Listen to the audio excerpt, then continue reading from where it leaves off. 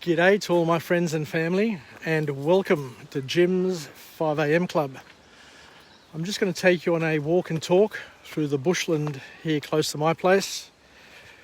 We're going to do the Water Dragon Way track, where I take you to a little pond area.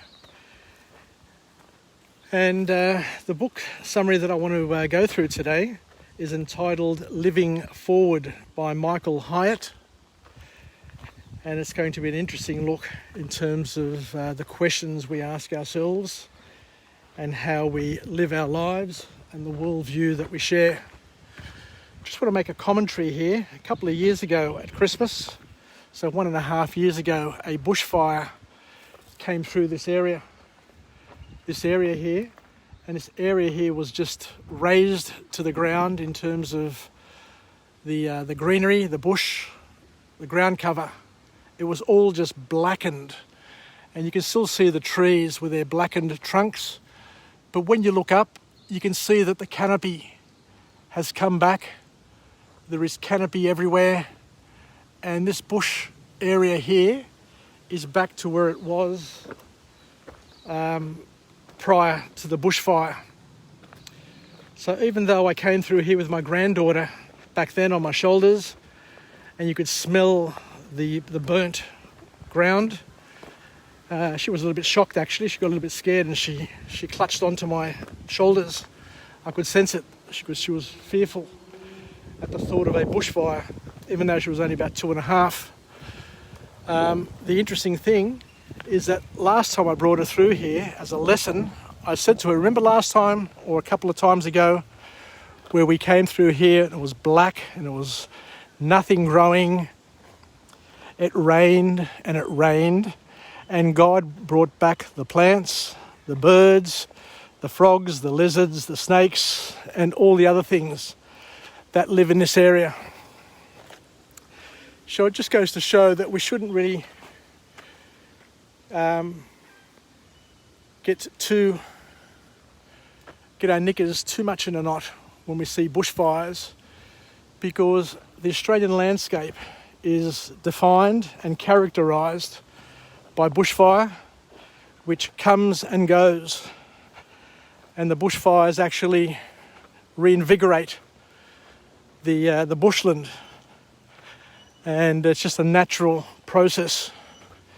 And whilst 1 billion animals may be lost in the bushfires, with all the rains that we've had over the past year, a year and a half, hundreds of billions of animals have come back to life, is one way of just putting it into perspective and just expressing God's grandeur.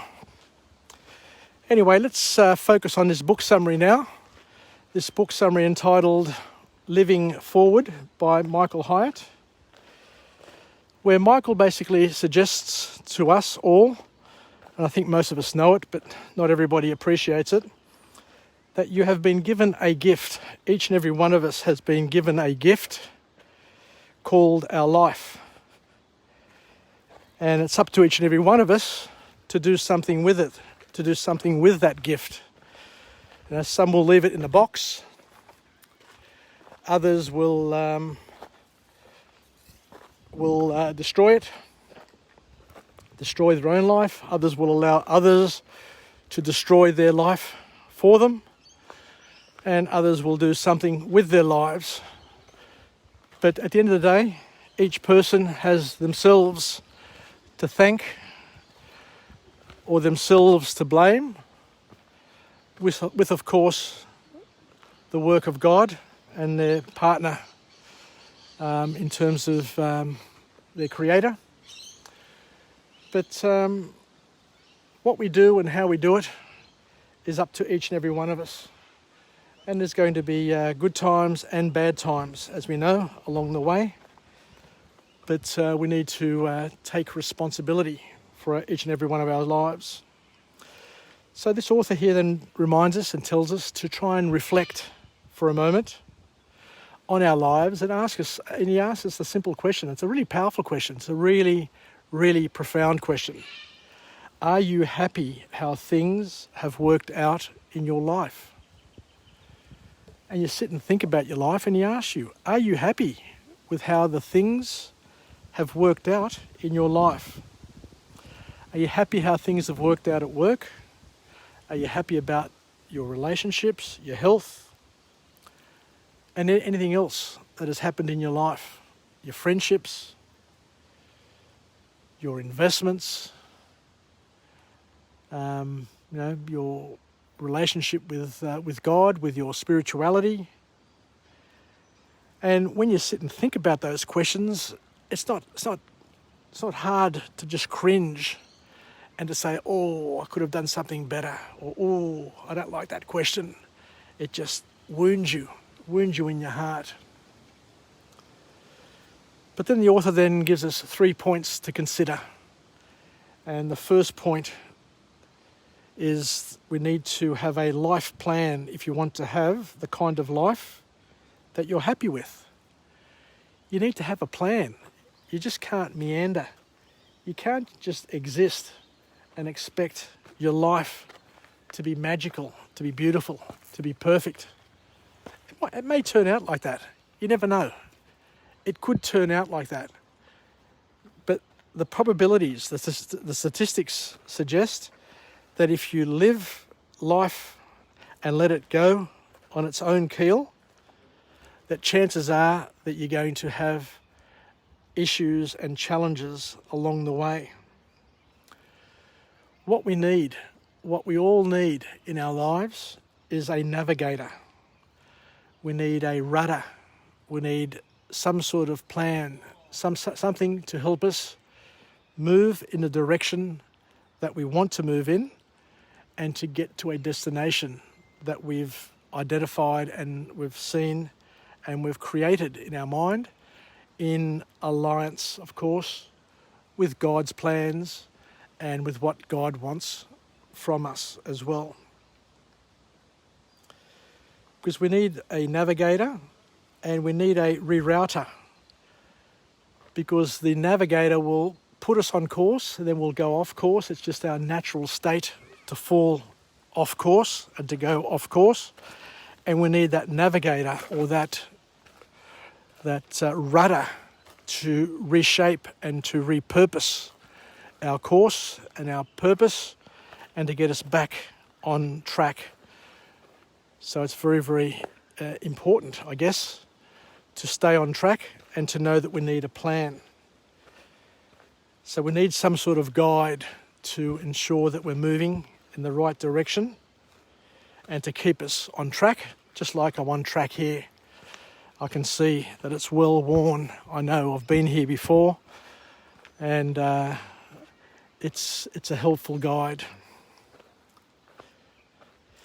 And the other thing is also, from what the author is saying, is that our plan needs to encompass our whole life. Our plan just can't be one-dimensional. It needs to be multi-dimensional so that we achieve all the things that we need together. We just can't do it in a one-dimensional way. Here is the pond that I was talking about, and you can see how beautiful this area is. And with a bit of rain, it just starts to run and trickle, and you can hear the little creek here running over the rocks, which is very, very relaxing. So our plan needs to encompass everything. So we need to think about everything, and we need to take into consideration everything. And we just can't leave it to chance, is the key point that the author tells us. Just resting on a rock here. Because when it's all said and done, and this is a very, very powerful point from this author, when it's all said and done, our life is interconnected. Everything in our life is inextricably intertwined. So what happens in one area of our lives will flow over and impact other areas of our lives.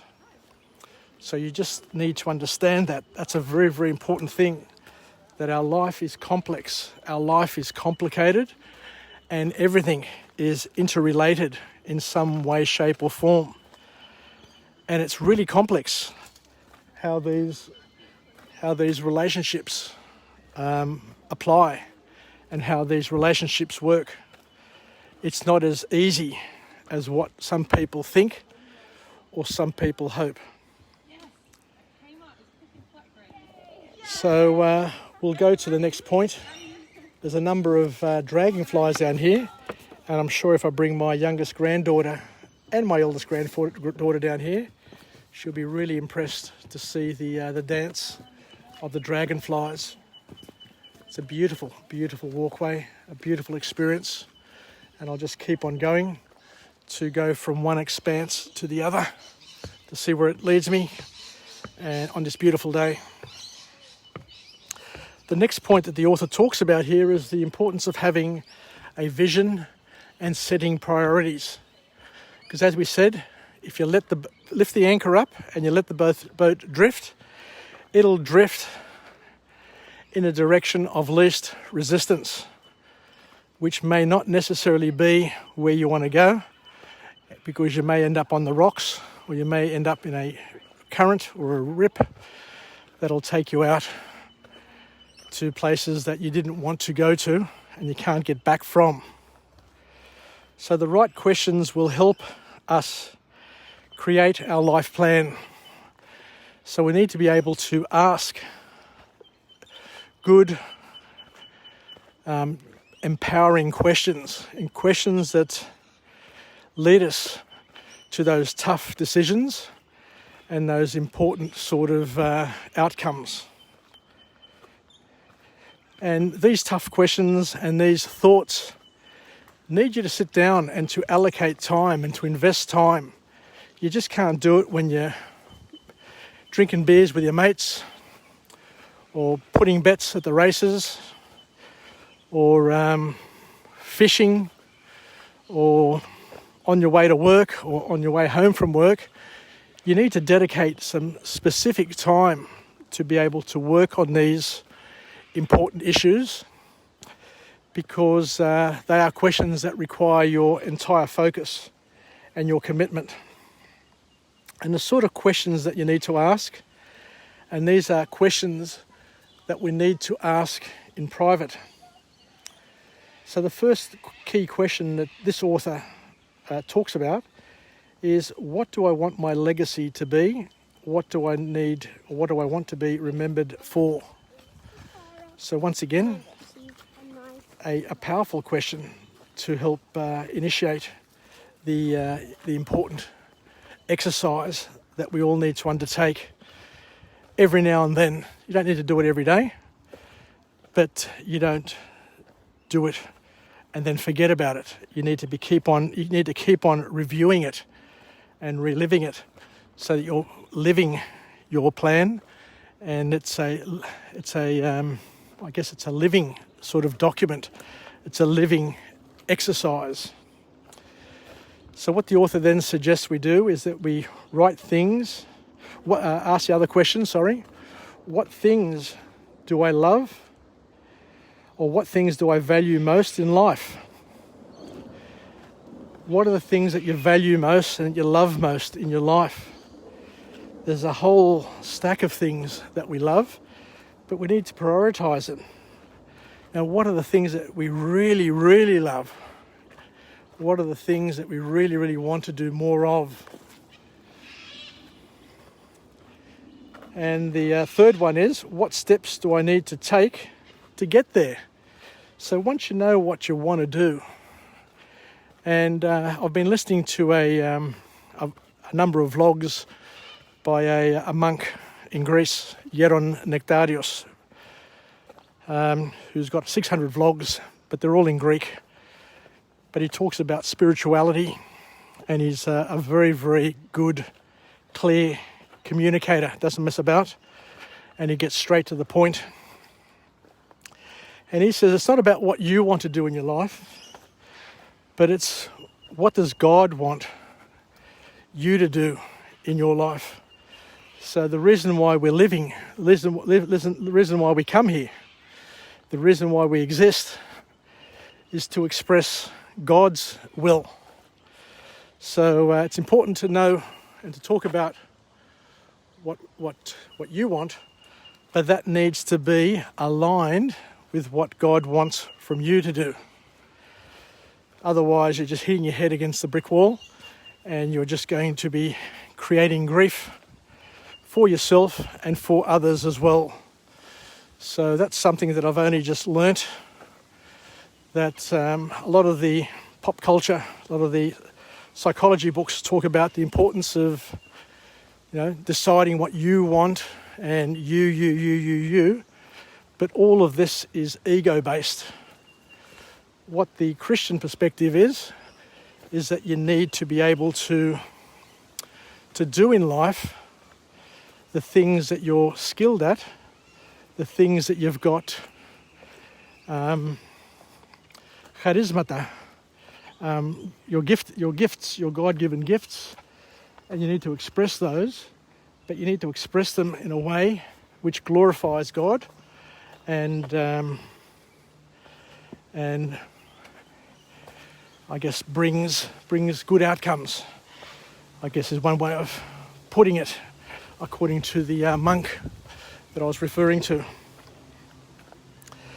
And the last key point to come out of this book is that we need to review our long-term goals often and reflect on them frequently, on how our daily, weekly and quarterly actions are helping us get there. And we need to be looking for signs along the way to make sure that what our plans and what course we're on is aligned to what God wants for us as well.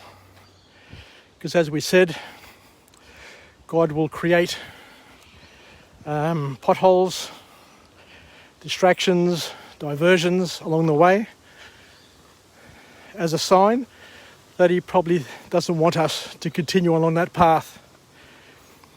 But it's up to us to keep on asking the question, what does God want from us? And align it to what we want from us and make sure that they're both the same thing. So a plan is good, but what's more important than a plan is to implement that plan. My first rugby coach, Mr. Dockery,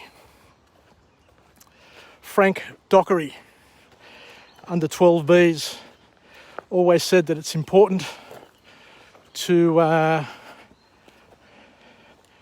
plan your work, first plan your work, and then work your plan. And he was a very successful businessman and a wonderful leader who helped me a lot as a young boy.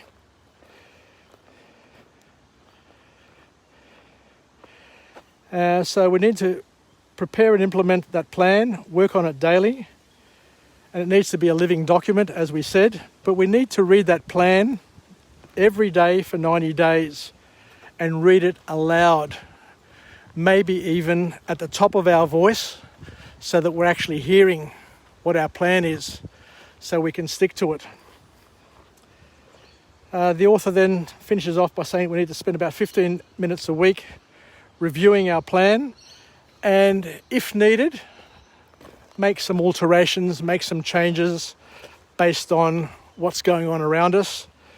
Because just because we plan something doesn't mean that we have to stick to it religiously if it's not taking us where we still desire to go, and of course if it's not aligned to God's will for what he wants us to do.